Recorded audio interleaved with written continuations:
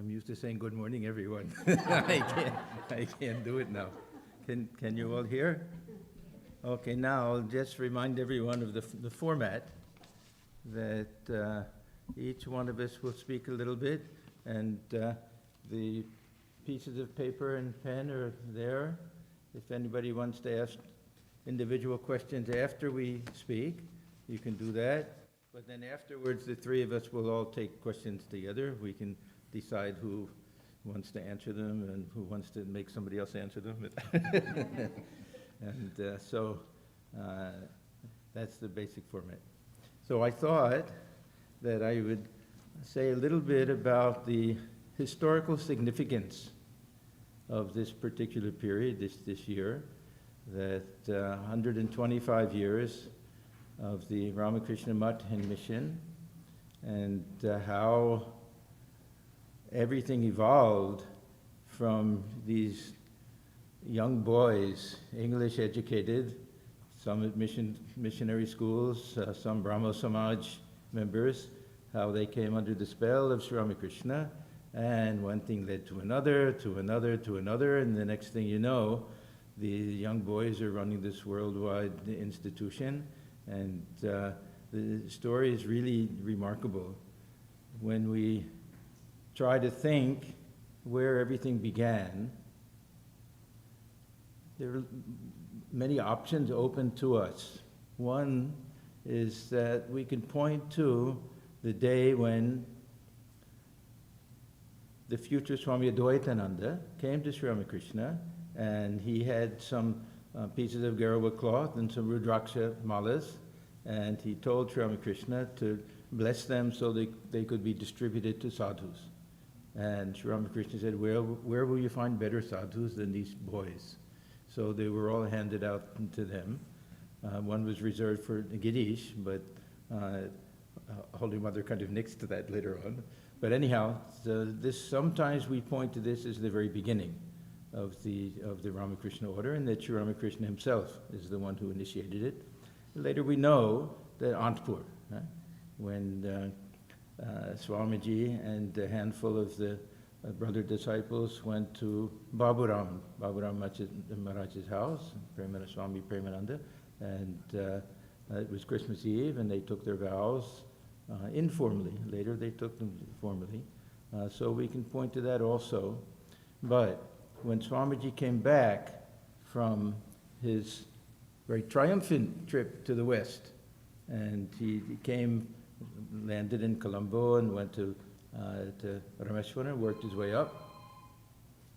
When he came back to Bengal, and this is April of 1897, and he did two things, not just the formal founding of the Matin mission, but he gave monastic vows to several of his own disciples. They became the first of the second generation.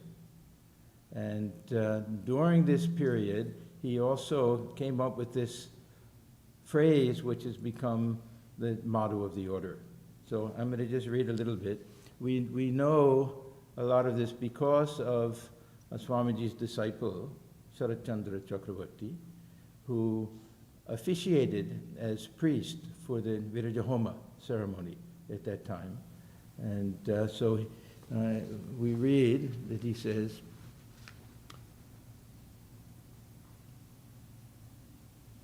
he's quoting Swamiji here. This was, the words recorded by Sharat Chandra Chakravarti, who had presided over the Shraddha ceremony before. He can't do the Virajahoma, but Shraddha ceremony has to be done by a priest. He was a Brahmin. He said, remember, these Swamiji's words, the sannyasi is born in the world, Atmano mokshatam jagadhitaya cha, for the salvation of his own soul and for the good and happiness of the many, to sacrifice his life for others, to alleviate the misery of millions, rending the air with their cries, to wipe away the tears from the eyes of the widow, to console the heart of the bereaved mother, to provide the ignorant and depressed masses with the ways and means for the struggle for existence, and enable them to stand on their own feet, to preach broadcast the teachings of the scriptures to one and all, without distinction for their material and spiritual welfare, to rouse the sleeping lion of Vedanta in the hearts of all beings by the diffusion of the light of knowledge. For this, the sannyasi is born in the world. Now, as far as we know, and this is the first time that Swamiji uttered that phrase, Atmano mokshartam jagadhitayacha. And I don't know how he coined this, if he got it from anything else. Do you know? Maybe there is one listing in the Buddhist. It's similar to that sarva lokahitaya, sarva janahitaya, sarva sukhaya, for the happiness of all for the world. So it's similar to, and Swamiji quotes that Buddhist ideal. But anyhow, he came up with this now. Bahujana hitaya, bahujana sukhaya. Yeah. So it could have been that he was a little bit inspired by that, because the actual vision that Swamiji had of the future monastery was more similar to the Buddhist ideal, because they also had actual monasteries. It wasn't just wandering monks, and they also did educational work and things many years, from Sarnath for those days, and what's the name of the university? Nalanda, for way back in those days. So it could have been something like that. So when May 1st came around, so this is that sannyas ceremony. Then a few days after that, they all met together at Balaram Bose's house, Balaram Mandir. And this is where they formally started the Ramakrishna Math and Ramakrishna Mission. These are the two branches. The mission, and even today, we have mission centers and Math centers. Mission centers do some type of social service work, and the Math centers are more for spiritual practice and spiritual discourse and things like that. And in those days, there were two different sets, two different boards. The mission was the monks plus some of the householders, and the Math was just the monks. Now it's all under Belur Math. But this was the ideal, and we would think that no one could possibly object to this, for the welfare of the world and for one's own liberation. But there's a lot of drama that took place that day, that afterward they all accepted it. Everybody accepted Swamiji's words, because they knew that Sri Ramakrishna was on some level dwelling within Swamiji. He said that after he transferred all of his power to Swamiji. In Kashipur, day after day, the two of them alone sat there. Nobody knows what they were talking about. And he gave all these instructions to Swamiji when he could hardly speak, when he had his cancer and everything. And then we know that one time when Swamiji felt that electric shock and lost consciousness, and Thakur said, "And now I am a penniless fakir, I've given everything to you. In the future, the Guru will dwell within the disciples." So they knew that. But still, there was some question in the minds of many of them, especially Swami Yogananda and Swami Premananda, and also M. There were many who were very slow to pick up on this idea of working for the welfare of the world. Now, there are objections to this because of some of the teachings of Sri Ramakrishna, and also the curious thing is that when we go through the teachings of Swamiji, these two things, I always found this very interesting. This idea of moksha or mukti, Swamiji didn't like this idea. And Thakur very rarely spoke about it. He always talked about Ishwarlabh, God realization. We don't hear him saying that how many births, how many lifetimes you get out of this world. Generally, that's what's meant by mukti or moksha. So, and Swamiji was very clear. He didn't want his brother disciples and his own disciples to worry about their own liberation. He wanted them to be willing to sacrifice life after life for others. He himself was.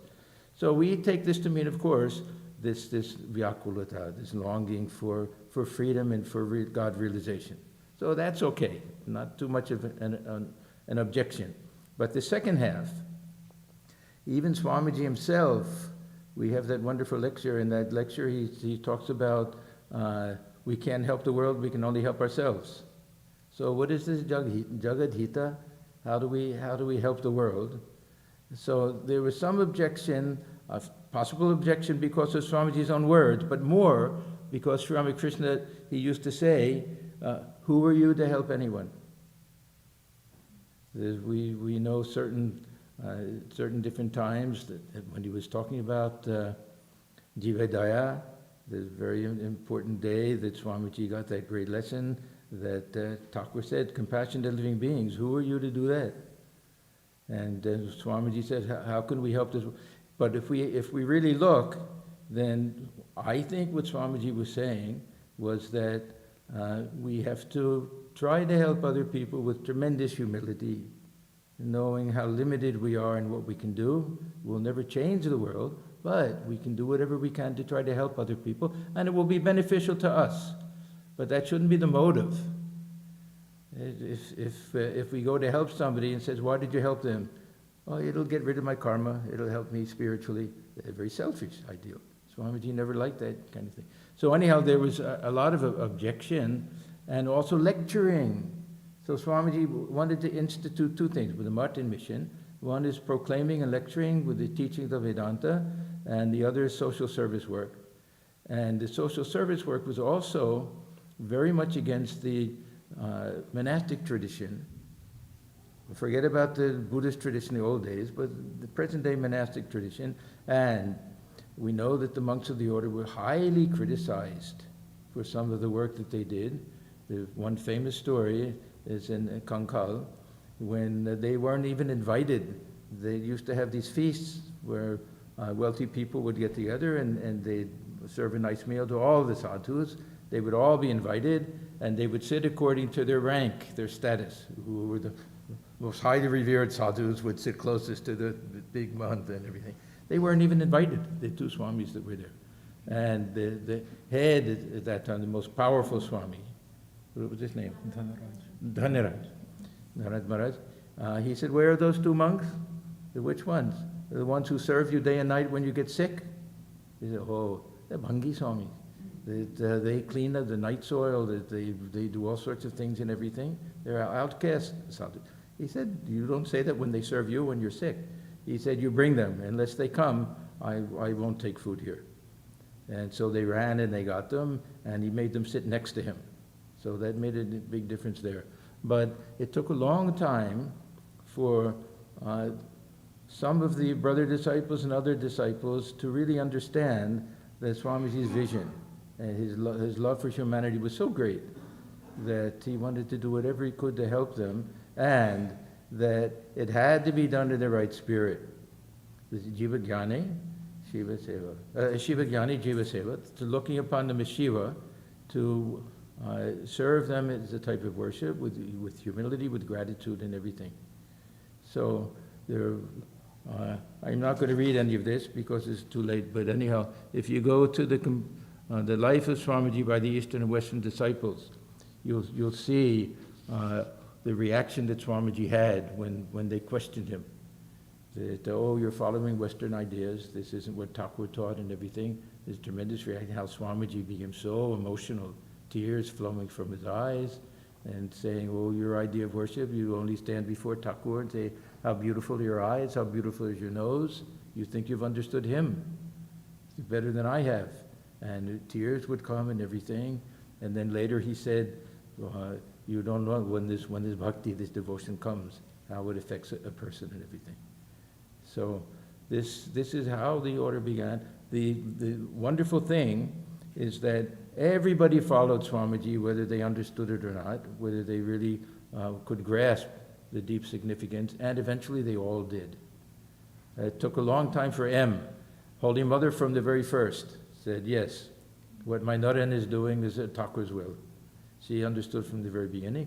It took them all a long time. I've mentioned before, and I'll stop with this, Swami Premananda, that towards the end of his life, he had a very severe, dangerous illness, and he was bedridden for a long time. At that time, he read all of the available complete works of Swamiji, probably in Bengali, the translation, and he said that it created a revolution in his mind, that now he was so imbued with this ideal of service to humankind as the highest worship of God, that wherever he went he spoke about that. And he used to say, now I become Swamiji's disciple. So this is a little bit of the history of the order, and how from that very humble beginning this wonderful organization has come up. We're not large. We don't have big numbers. There are other organizations much larger than us. But whenever there's any relief work that has to be done, they'll call upon the monks of the order. Even government will call upon them for any flood relief, hurricane relief, earthquake relief, and everybody knows that every penny that's given will go directly to the work. None of it will be wasted. So I thought I would just say a little bit about the history and how grateful we have to be to Swamiji and all the direct disciples, and of course, Thakur and Mother, of course, for this organization that was started against great odds, all young boys. And nobody had any faith. Swamiji used to say, nobody had any faith in us except that one woman, meaning Holy Mother. So I'll stop here. If there are any questions for this session, I can answer them. Otherwise, we'll just wait till the end. Did anybody have anything they wanted to? Okay, so finish and then yeah, so in that case, yeah, we'll save the questions to the end, but don't forget to write things down. Now, the grand, long-awaited event, Swami Bhaswatananda. See, he was very clever. He waited long enough so that we all fell in love with him, and so anxious to hear from him that whatever comes out of his mouth will be thrilled. So anyhow, I'm very happy that really he's become such a valuable member of our family here, and it's really Thakur's grace that he's been sent here. So we will turn everything over to Swami Bhaswatananda.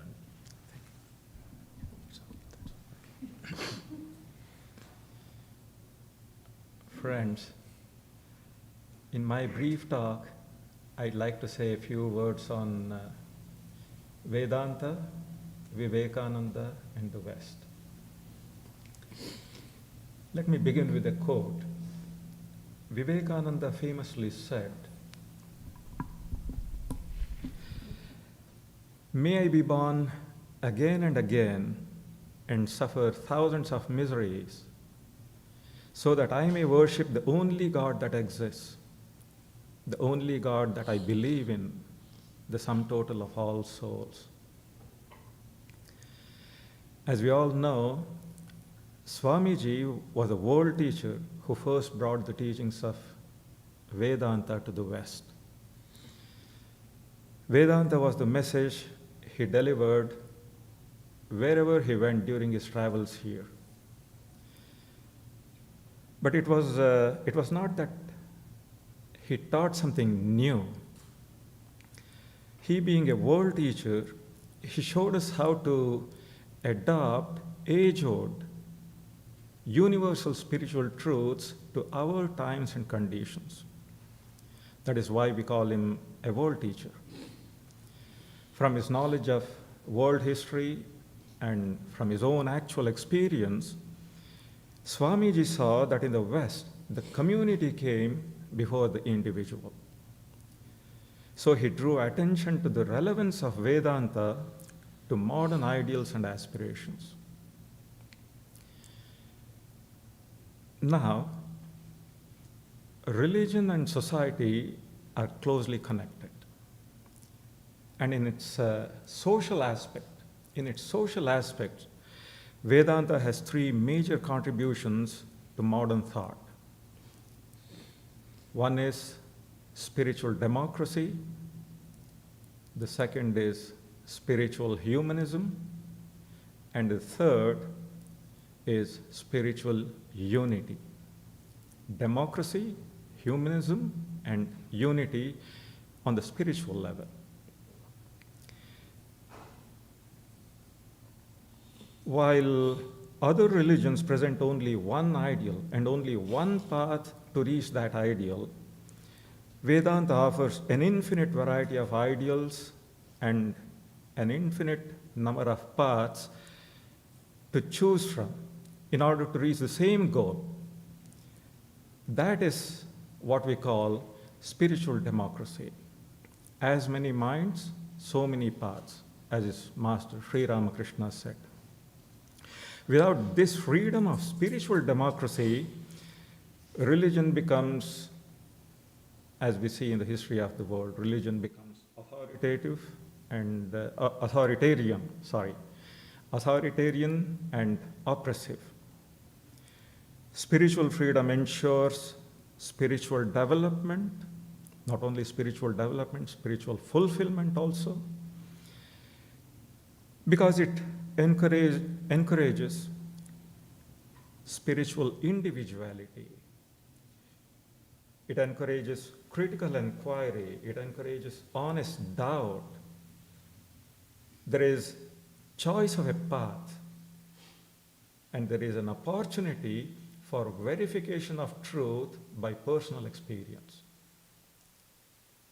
So, that is spiritual democracy. Then, the second major contribution of Vedanta is spiritual humanism, as opposed to secular humanism. Spiritual humanism should not be confused with humanitarianism. It is not about doing good to others. It is about rendering loving service to the divine, to God Himself, seeing His presence in all living beings. So Vedantic humanism embraces the whole of humanity, regardless of race or culture or religion or gender or even social allegiance. And the third major contribution is its ideal of world unity. A world unity that is based on political considerations, based on economic interests, or cultural ties, or even humanitarian principles. Such a world unity doesn't last. It is too fragile to withstand the stresses and strains of social diversity. Social diversities without spiritual unity, that becomes explosive and dangerous to society. That we are seeing every day. So in order to be real, the unity of the world body, if I may call it so, the unity of the world body has to be something organic. And this requires a world soul that embraces all the countless diversities of cultures and religions, of aspirations, of experiences, of everything. But what can such a world soul be? It can only be the self, the one self that is in all beings. And this world soul is what Vedanta calls the all-pervading Brahman. So this is the common self. This is the common self of both the individual and the universe.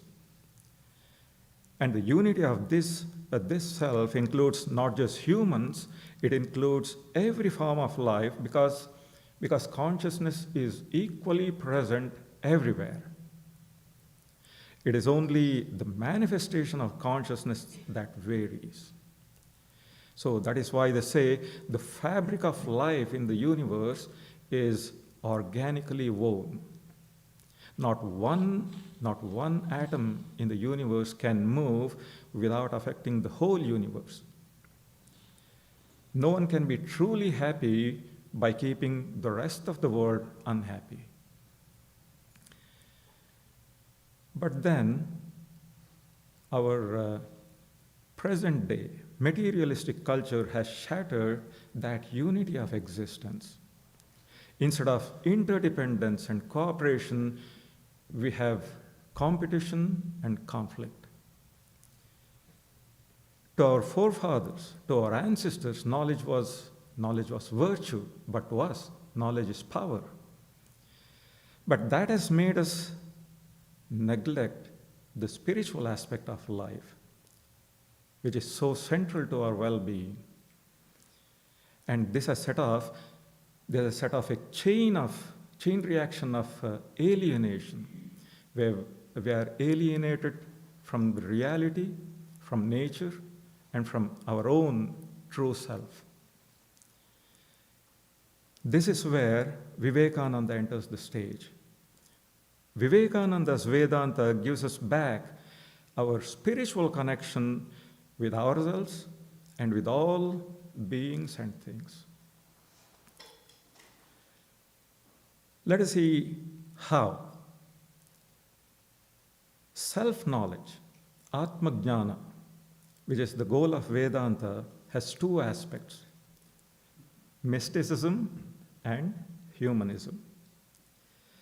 One is seeing God with closed eyes, that is, seeing God in one's own self, and the other is seeing the same God with eyes open, seeing one's own self in all other living beings. But when mysticism and humanism get separated, when that happens, both of them deteriorate.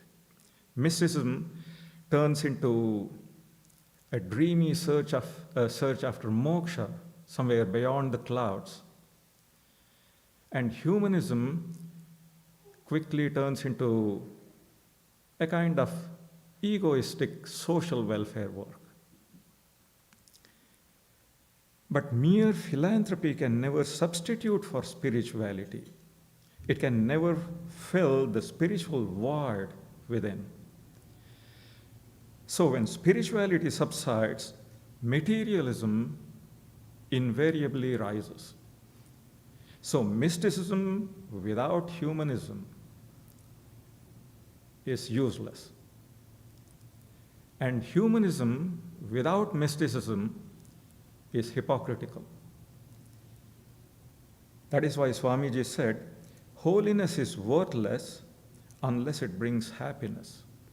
Filling empty stomachs must come before filling empty hearts. Even when he was a youth, Swamiji was fascinated by certain characteristics of the Western mind, especially the Western readiness to reason its way to truth and its active quest after liberty and social justice. He had learned from his master, he had learned from Sri Ramakrishna, the true spirit of Vedanta, worship of the living God, the God living in all hearts, who the real Vedanta, the Vedanta of the Upanishads, glorifies. So when Swamiji saw India in a deep spiritual coma, he turned to the West. He realized that he needed Western vigor, Western courage and tenacity to make the old Vedanta alive again. In fact, he saw the Western way as the missing counterpart of Vedanta. He admired the Western spirit, its natural tendency to head into the future with courage and grit. He admired its impatience, not to wait for things to happen, but to make them happen. And its readiness to take responsibility upon itself and to forge ahead, driven by nothing but itself. So Swamiji especially loved America and the American spirit. He was convinced that the wisdom of Vedanta would never become a social reality without the support of this Western spirit.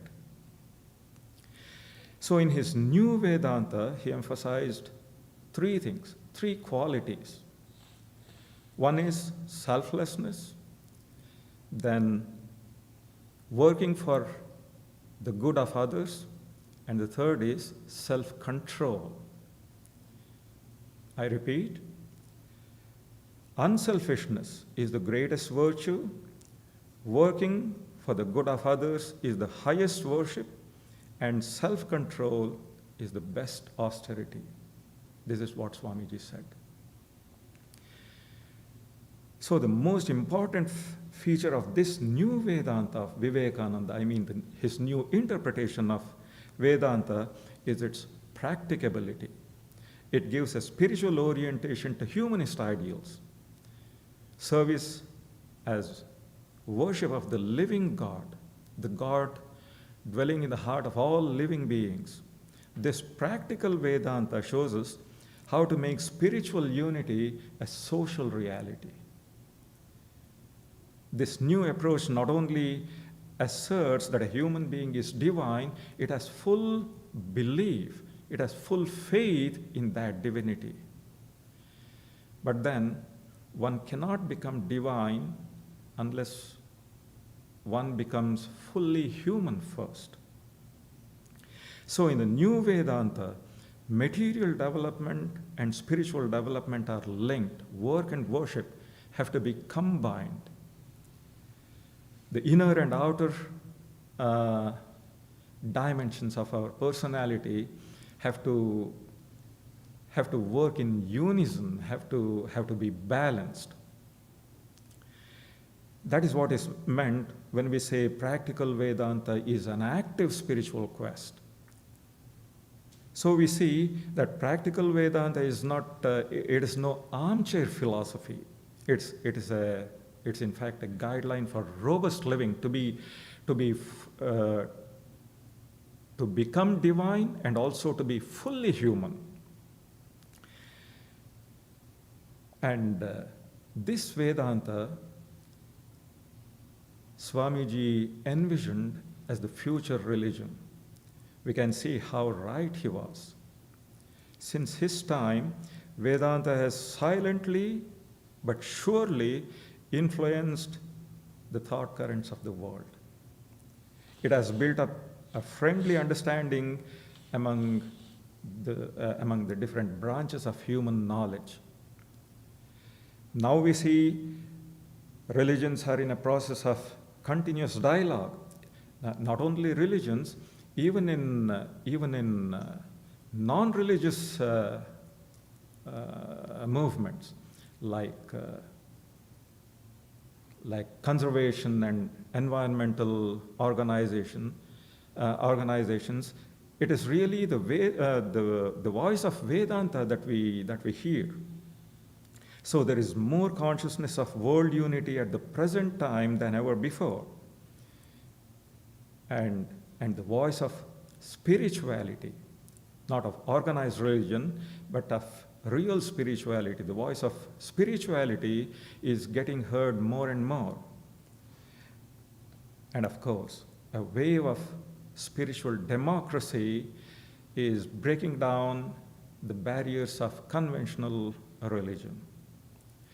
So, what I planned to say was, Vivekananda was a worshipper of the living God. He has actually brought spiritual light down from heaven and lit it up here in our hearts. And this shifting of the light of God in the hearts of all, this shifting of the divine life onto earth, this in fact marks a momentous advance in the spiritual history of the world. He once said, "I shall not cease to work. I shall not cease to work. I shall inspire men and women everywhere until the world shall know that it is one with God." So may the life, work, and teachings of the great Swamiji inspire us and lead us along the path of real Vedanta. Thank you.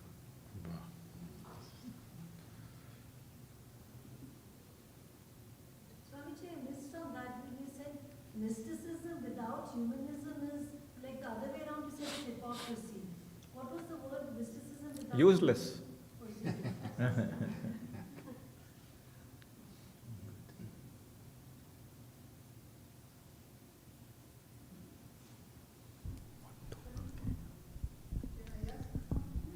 Yeah, you can have a question now. Yeah. I am Swamiji Howrah and environmentalist. And we environmentalists don't see that humanism is the highest goal because human-centered society forget about different species of Earth, and now it's a huge loss of biodiversity. And we should care for other, or Indian religions, we should care for other living beings as well as for humans, because 40% of the biodiversity disappeared in the last 40 years.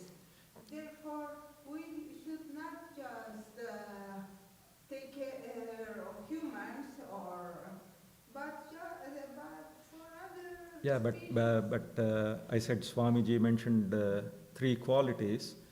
One is, the first one is selflessness. That selflessness is actually self-denial in a positive way, not to use up too many resources that I don't really need. So I may not talk about ecology, but in my life, I'll be saving so much. Self-control, selflessness, working for the welfare of others means not only humans, for all living beings, because, as I said, consciousness exists everywhere. So the cat is out of the bag. No. we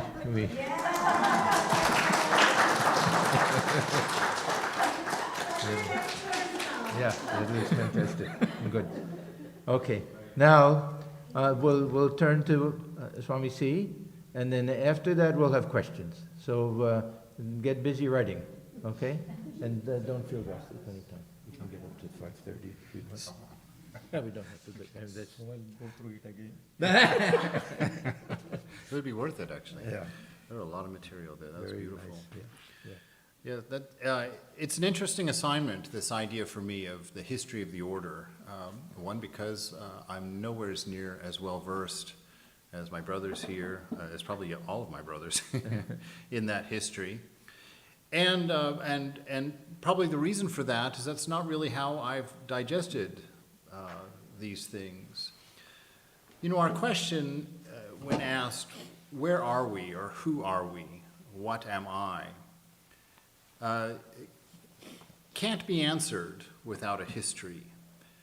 It's a history that clears the lens, or you know, if it's a vidya, if it's moving us toward the light, it helps us to accurately identify ourselves, to know what life is or what it's about.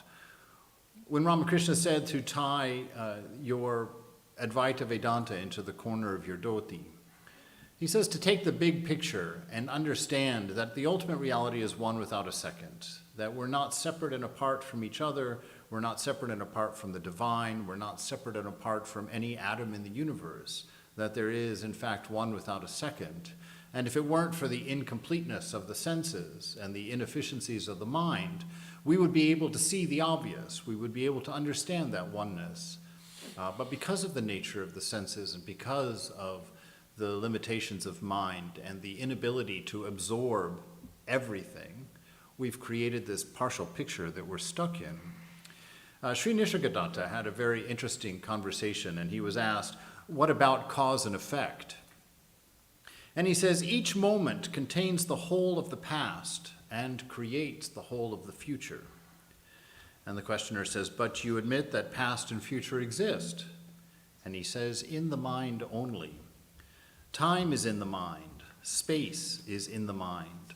The law of cause and effect is also a way of thinking. In reality, all is here and now, and all is one. Multiplicity and diversity are in the mind only. Still, you are in favor of relieving suffering, aren't you? Even though destruction of the incurably diseased body?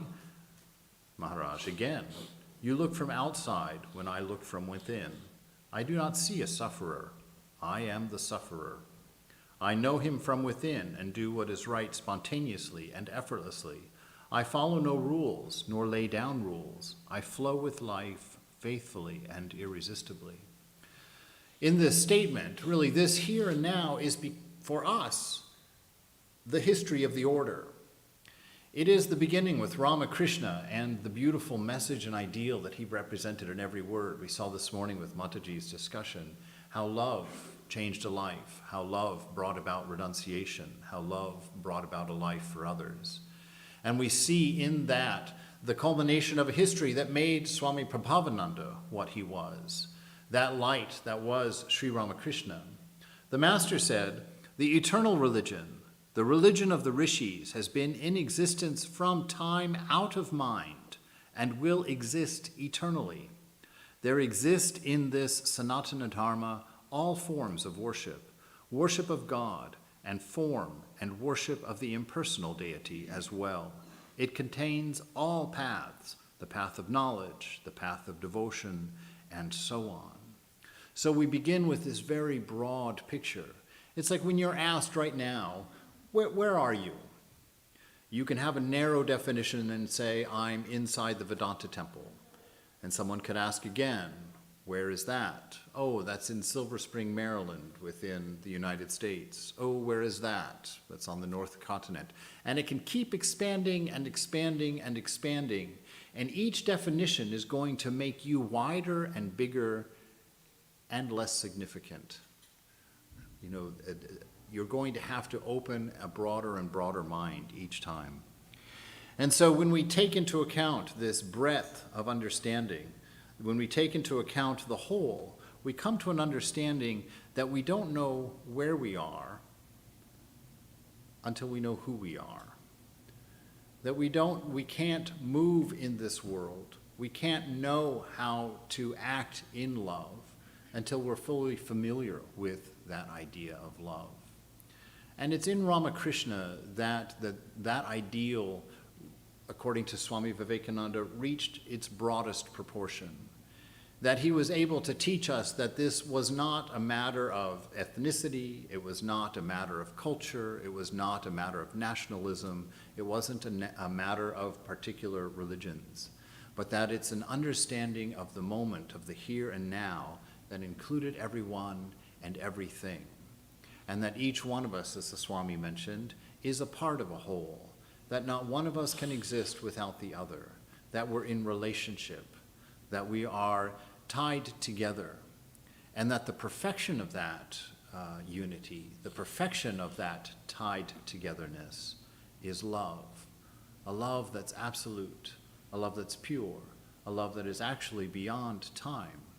A love that is beyond space, beyond location, a love that has no cause, a love that exists for its own sake. And in the way that all of the direct disciples talked about the Master, that their idea, their faithfulness, their renunciation, their whole motivation for what happened and what has happened and what is happening now through you is because of the love that the Master had for them. You know, Vivekananda says, Brahmananda says, I think it's in the Eternal Companion when he's talking to one of the young brahmacharis, he says, you will never understand to what extent we knew the Master loved us. You will never know how deeply we felt and understood that love. In the history of Vivekananda, or the biography of Vivekananda written by Nikhilananda, one of the women who was talking about her interactions with Swamiji, she said that he was a dichotomy in one, in the sense that he could scold you to the point of tears, and at the same time be the one you went to for refuge. That somehow it was so free of ego, it was so free of any kind of malicious intent, it was so free of any selfishness, that at the same time that scolding was happening, the healing was happening from the same source. And this gives us a sense of the love of God that's manifesting now, that is here, that's based on and comes from that seed, Ramakrishna, and the manifestation of that love in the way that he lived. You know, Vivekananda makes a point about Ramakrishna that it wasn't what he said that they wanted to write down, that it wasn't a matter of philosophy, it wasn't a matter of a teaching. And the reason that it was so difficult for him to and almost an impossible task for him, the reason he didn't write his own biography of Ramakrishna, is because he said it was a principle, it was a way that he existed that was so profound, an existence that couldn't be captured, that couldn't be listed out, that couldn't be defined, but had to be lived.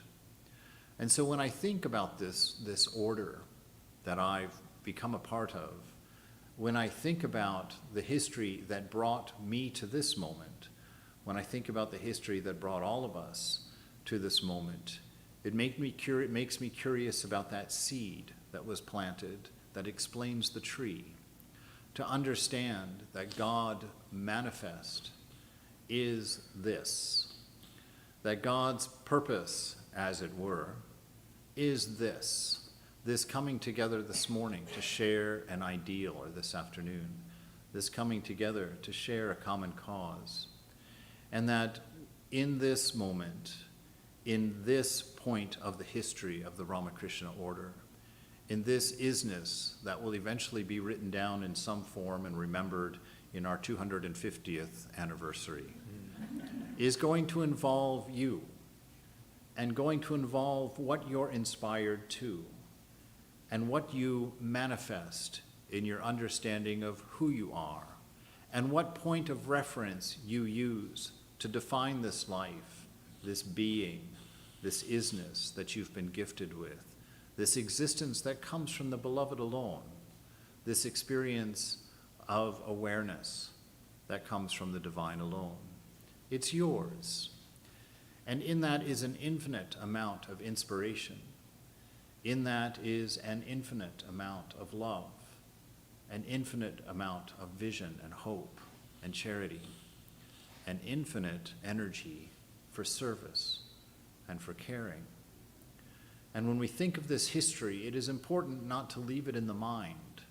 It's important not to see it as a text or as a philosophy or as a continuation, but important to live it as a culmination, important to see it as a wholeness, to know that you are as much a history of this order as the people that we mention and that we talk about, and that your day-to-day is as important a building block to the ideals of Ramakrishna as the men and women who have walked before us.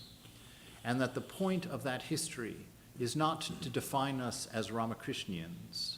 The point of that history is not to define us by a philosophy or by a religion. But the point of that history is to set us free from history. The point of that history is to open a heart to an infinity and an understanding of self that's limitless, profound, and deeply meaning. And that meaning will come together as you learn through your intense renunciation, through inspiration, to see the love that is you, to see the character that Ramakrishna is building in you, to see the effect of this great cause of Ramakrishna's birth and life, his love for you, which you will never understand, as Swamiji says, a love that you will continue to uncover and expand in through this phase in a body and through much beyond. You know, in the words of Swami Brahmananda, that that spiritual life begins at Nirvikalpa Samadhi. Well, why is that? Because the love that God has and the love that Ramakrishna lived is a love without boundary, a love that has no end. And your experience from here until time is removed is to know that love, a love of infinity. You're destined, through the history of the order, to experience falling in love with ever being able to capture the wholeness of it, with ever being able to reach your arms far enough and wide enough to find its end or its limit. That love will be the history of Ramakrishna. That love will be the history of the order. That love is the candle given to you to keep alive, to nurture, and to build.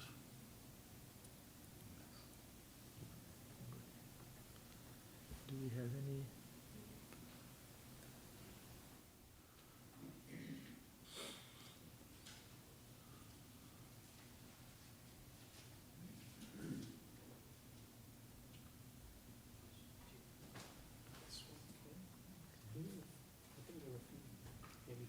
From before? Okay. Anybody else?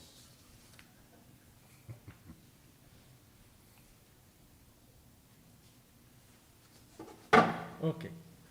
I'll read it out so that one of the others can answer it. Okay.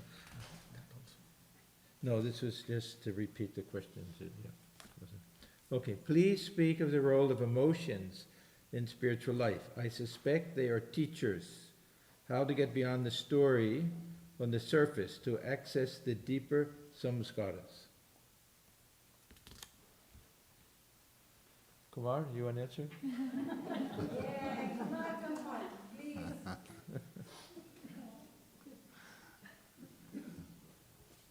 Okay, I'll start. We can all answer.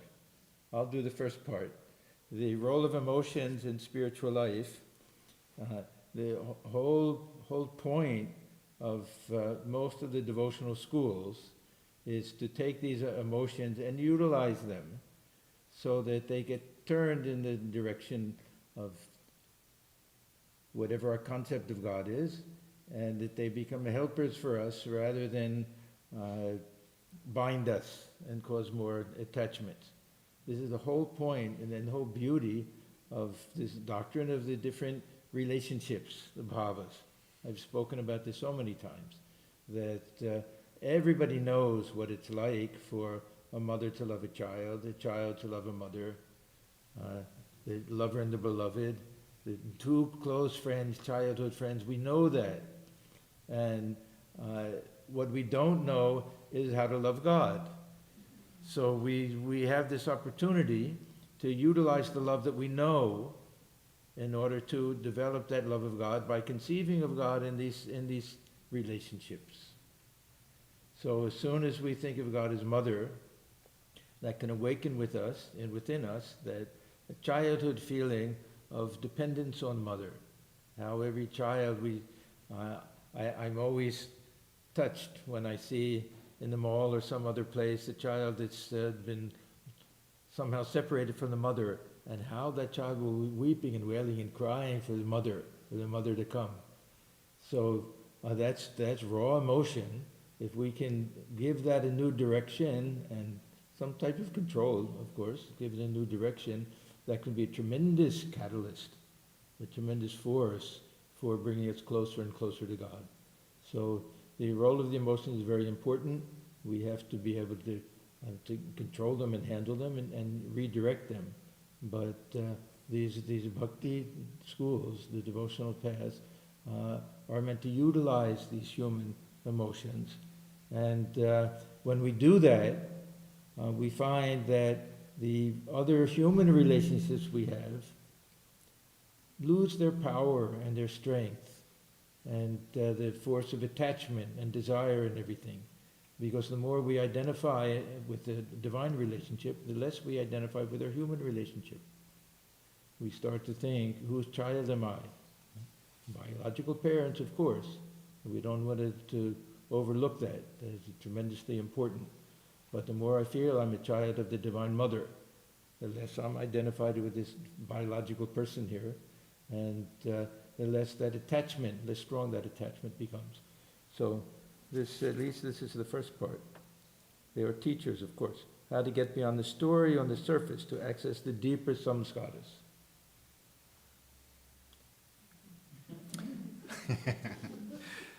Well, first of all, I would say that one, the story is not on the surface. The story includes the whole. Your story is actually what your ego is. Your ego is composed of what you believe your story to be. And that story is arbitrary, based on your attachments and your desires. To get beyond that story is renunciation. It's knowing who you are. It's stepping outside of mind and trying to experience a here and now without the mind telling you what the here and now is. Because by the time the mind tells you about the here and now, you're living in a past. And so as long as we're defined by our story, we're not present, we're not here.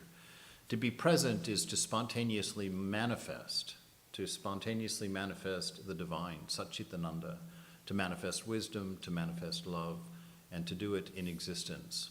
All three of those ideals are qualities that prove the presence of God within you. The fact that you exist, the fact that you love, and the fact that you know. The deeper samskaras, how to access the deeper samskaras. We don't want to access the deeper samskaras.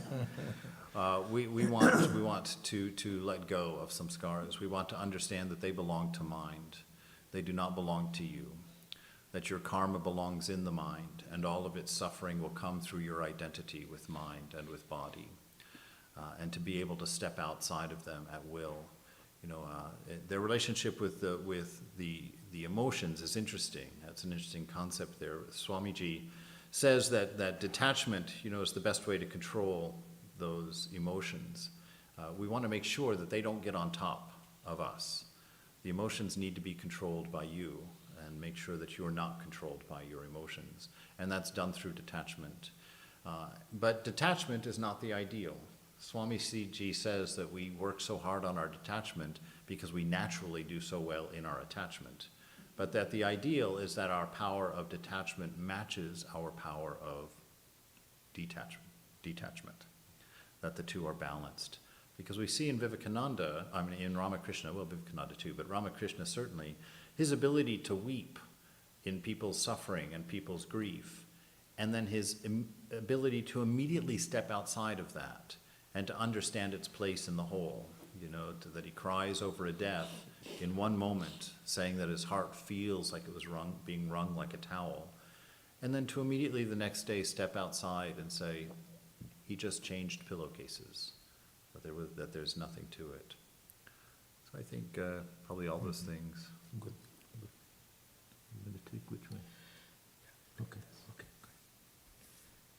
Swamiji said, Ramakrishna mission and Mutt will prevail another 1500 years. Did he make any prediction what will happen after that by saying that? I think in one of his lectures, most probably the sages of India, Swamiji talks about the incarnations of God. And he says, these divine incarnations descend roughly in a frequency of 500 years. Every 500 years, a great soul who will be regarded as an incarnation comes down. That means the effect, the power that he or she brings with them will continue to work for the next 500 years. And after that, usually, Swamiji said, everything goes in cycles. Whatever goes up has to come down, and whatever comes down has to go up. This happens inevitably and invariably. So we can only say that the time will be ripe for another impulse of spiritual power to descend. So that is what, anything to add? What happens after 1500 years? Yeah.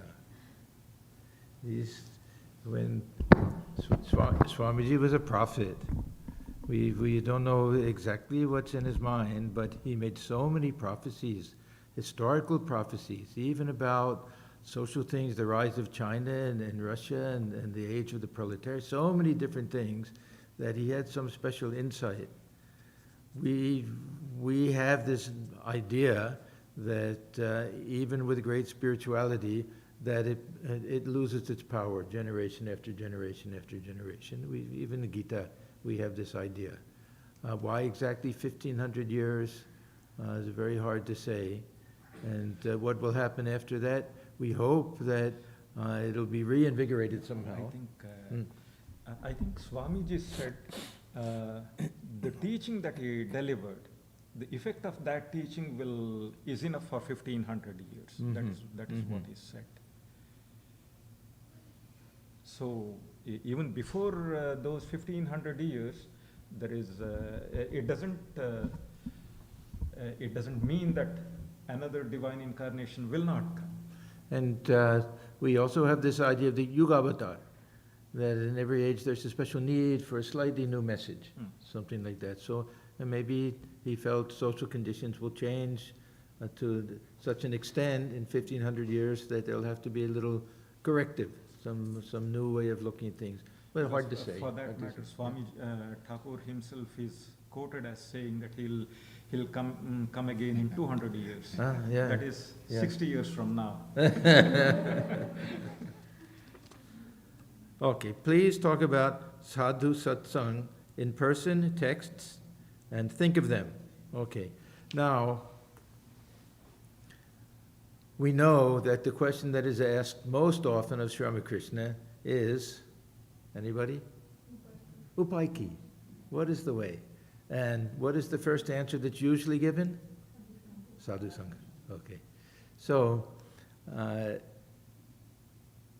of all spiritual practices, this is the most effective and the easiest if we have at least some sensitivity to it.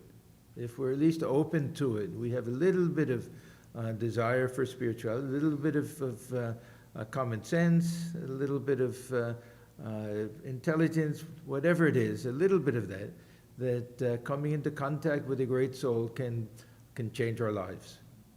And once we've had that, then Thakur doesn't say that just do it once or twice.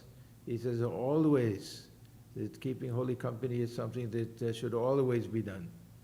That through holy company, we gain spirituality in some very direct way. We get something called conviction. This is, to me, one of the most important things, that we see someone who has lived a spiritual life and they've become transformed and they have a certain presence and they have a certain calmness and they have a certain sweetness and love and compassion, lack of ego, then we get a conviction that, yes, if we practice, that it's possible that we can get a bit of these things also. And when we just read about this, without seeing the living example, we don't get the same type of strong conviction. We may still have something, but to actually see it and to be in the presence of these great souls is a very tremendous thing. Now, what if we can't always get that? And we know there are different levels. There are different levels. We're not going to compare what the direct disciples had with Sri Ramakrishna to what the second generation had with the direct disciples, to what we have with, whatever we have is wonderful, but nothing will compare to living in the company of Holy Mother and Sri Ramakrishna. That's a different story completely. That's something that we can hardly imagine. But the second thing is, in text, this is also one of the greatest blessings that we have recorded words of Sri Ramakrishna and Holy Mother. We have our Gospel of Holy Mother as well. And with such clarity and with so much of description, this is why reading the Gospel of Sri Ramakrishna and Holy Mother is so important, that this is closest that we come to being with them in flesh and blood. If we really, when we read the Gospel, especially if we make it a meditation, then this is absolutely holy company. And at other times of the day, constant remembrance. Swadanmanand, constant remembrance and recollection is also holy company. It's a beautiful question. The beautiful question. These are the three ways that we do it. That actually in person, we have the company of these great souls, and if not that, then we read the words and about their lives and meditate upon them. And if we don't have that, then we just let the mind dwell on that lila. And then we get the effect, different degrees, but we get the effect of holy company through all of these. So this is extremely important spiritual practice. It's a practice. It's a practice. And when we sit in the presence of these great souls, we have to do it with great reverence, and we have to do it without any ego, and we have to be able to soak up the wisdom and that love and that compassion and that freedom and that serenity. If we do that, then this is the easiest way. Otherwise, fighting the mind in meditation and everything is difficult. This is the easy and sweet way. So we should really always take advantage that we're fortunate here that so many of our senior sadhus have come through the years, and we've had the benefit to really see what a life of spiritual practice brings and how effective it is, and we get some encouragement, enthusiasm, and conviction that we can also do it. So whoever asked this question, it's a fantastic question. It's a beautiful answer, but there is also another side. There's also another side to it. This is my question to you. Living with such holy souls is also not easy, because they were all, whenever we read the reminiscences of Swamis, they're full of scolding. Yeah. There is always being scolded. How to, unless I have some metal to digest that, I won't be able to stand holy company. Yeah. I've been very fortunate that I've had soft people. I was first with Swami Lokeshwaranandaji, then Swami Swahananda, and now with Sarvadevanandaji. That if I had to be with one of these scolding Swamis, maybe I would have run away. I don't know. That is because you yourself are a sadhu. Anyhow, but this is a good point, that we have to be prepared. Sometimes the medicine is not very tasty. It can be bitter medicine, but we have to understand it that way, that it's for our own benefit. And it does take a little strength sometimes to put up with these real scoldings and things. Okay. All right. This question's very directly related here. Would you please care to talk about best spiritual practices and frequency? Well, the first thing is that the best spiritual practice is what your guru tells you to do. That's the first thing. The second thing, there is a generalized way to talk about it. Ramakrishna says that in this day and age, the fastest and most effective way of reaching the divine is through love, the practice of love, the practice of bhakti. And as far as the frequency goes, it doesn't end, so it's not a frequency. You can't talk about practice as far as frequency, because your practice is not a segment of your day. Your practice is your life. The way that you're living every moment of this day is your practice. And to be in the presence of God, to be in the presence of that divine love, consciously in the presence of that divine love, is going to be the fastest way to find your true self, your true nature. And so to spend your day doing whatever is necessary, to not forget even for a second that you are in the presence of, created from, inspired by, and will dissolve into pure love, a love completely free of particular, completely free of limitation and condition, and necessarily free of ego. So that. Good. Okay, there's one last question. This is, how does one know when the self shimmers through the body-mind complex?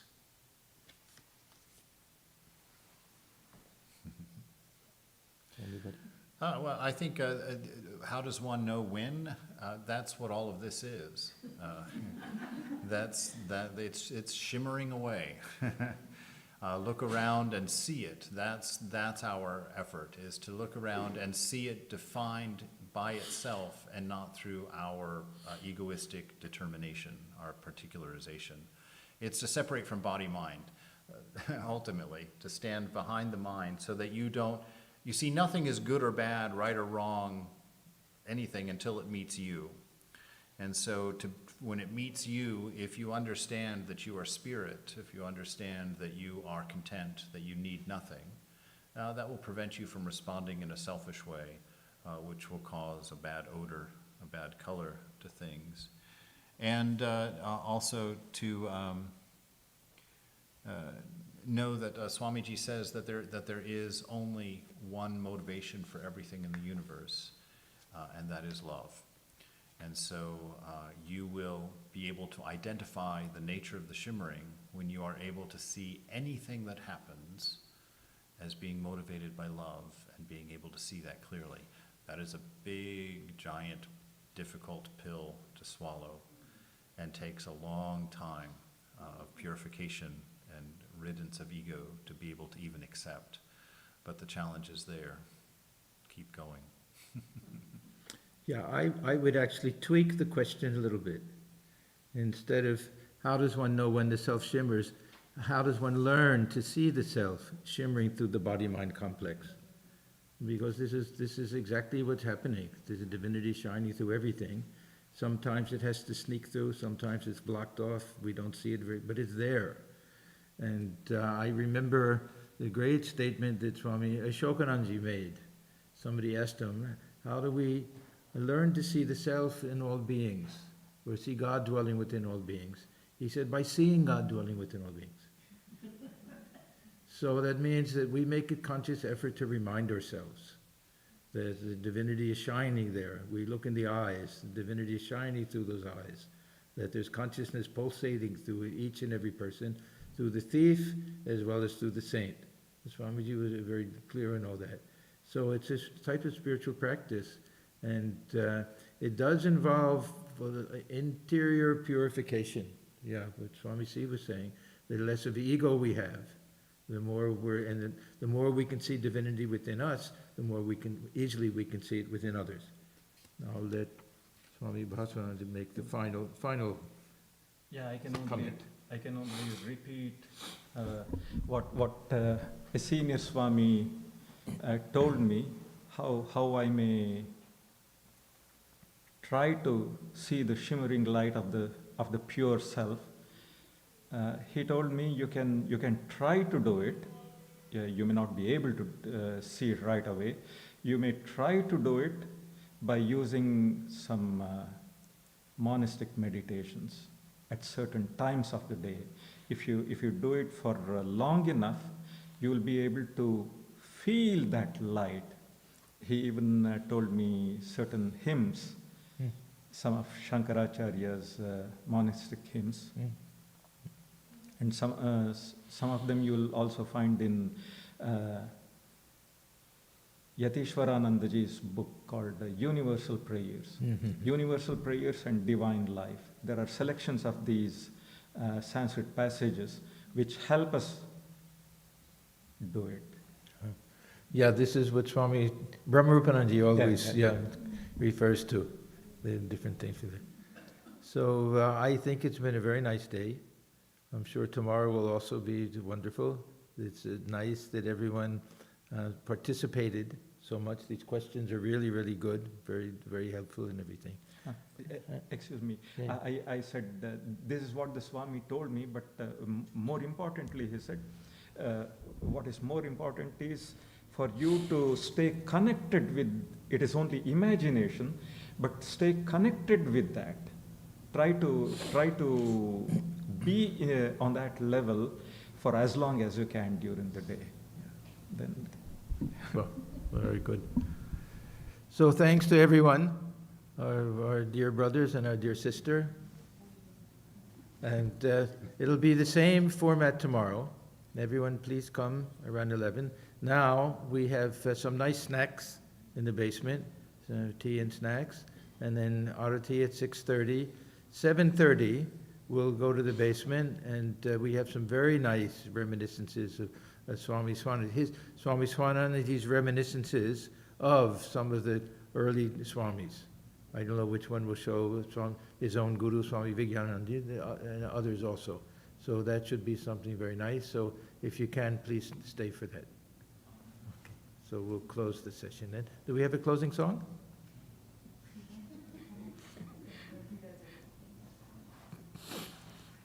Very nice, Manoj. Yeah.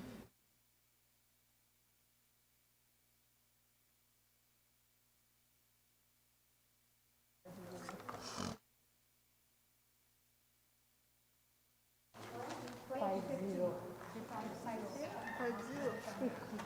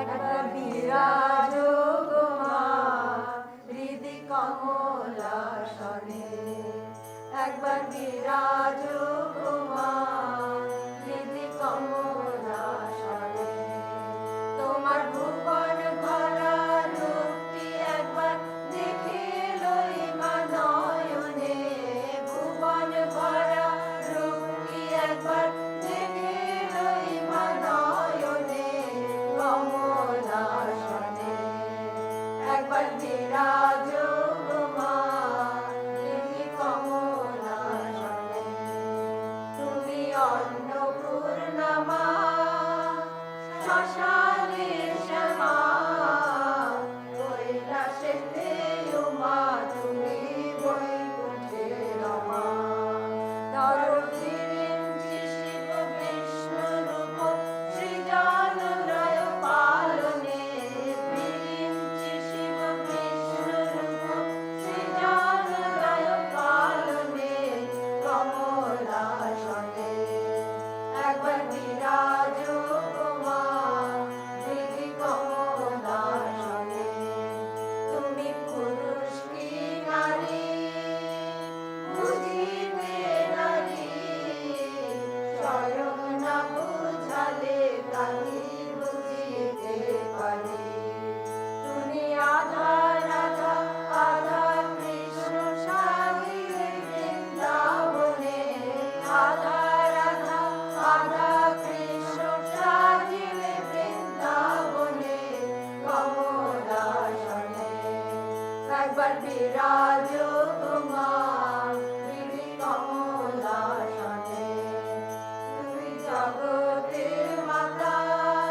যোগী জানানুগতা, অনুগত জনে কৃপা কর গোলতা, তোমায় মা বলে ডাকিলে নাকি বলে নাও ভক্ত জনে, মা বলে ডাকিলে নাকি বলে নাও ভক্ত জনে, কমলাসনে একবার বিরাজ গো মা হৃদি কমলাসনে, দুঃখ দৈন্য হারিণী চৈতন্য কারিণী, অন্য কিছুই চাই না বিনা চরণ